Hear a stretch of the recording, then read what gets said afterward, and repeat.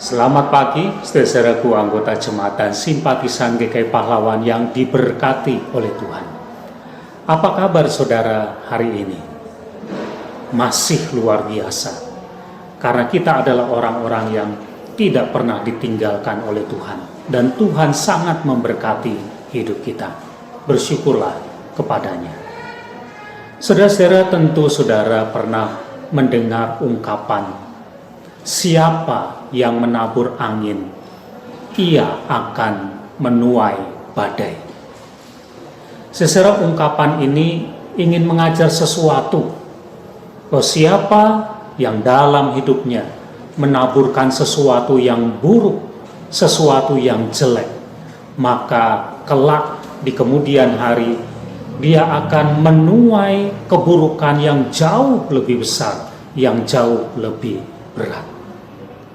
Saudara, ini mengajar kepada kita. Tentu saja kita tidak ingin ada sesuatu yang buruk terjadi dalam hidup kita. Karena sesuatu yang buruk itu bisa mendatangkan kesusahan, membuat kita menjadi menderita.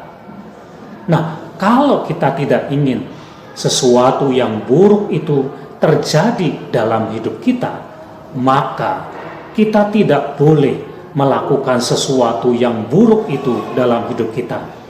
Karena sesuatu yang buruk yang kita lakukan itu akan menjadi cikal bakal untuk keburukan yang lebih besar yang akan kita alami di kemudian hari. Ini sekaligus menjadi sebuah pelajaran yang berharga bagi kita untuk tidak melakukan sesuatu yang jahat, sesuatu yang buruk, sesuatu yang tidak benar.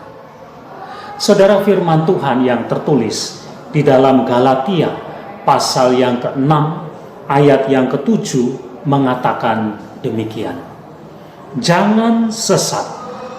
Allah tidak membiarkan dirinya dipermainkan, karena apa yang ditabur orang itu juga ia akan dituainya.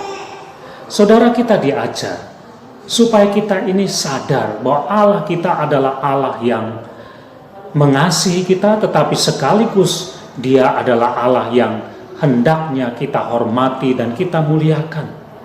Tidak patut bagi kita untuk mempermainkan Allah, mencobai Allah.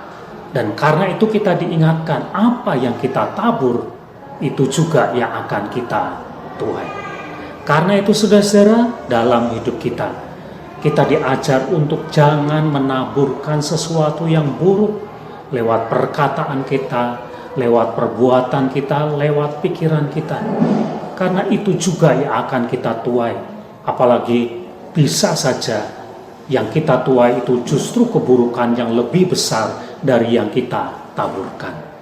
Daripada kita menabur sesuatu yang buruk dalam hidup kita, lebih baik kita menaburkan kasih. Kasih itulah yang kita taburkan dengan kata-kata yang penuh dengan kasih, dengan pikiran yang dipenuhi dengan kasih, dengan perbuatan-perbuatan kasih yang kita lakukan. Kalau yang kita tabur itu adalah kasih, maka kasih itulah yang akan kita tuai juga dalam hidup kita. Amin.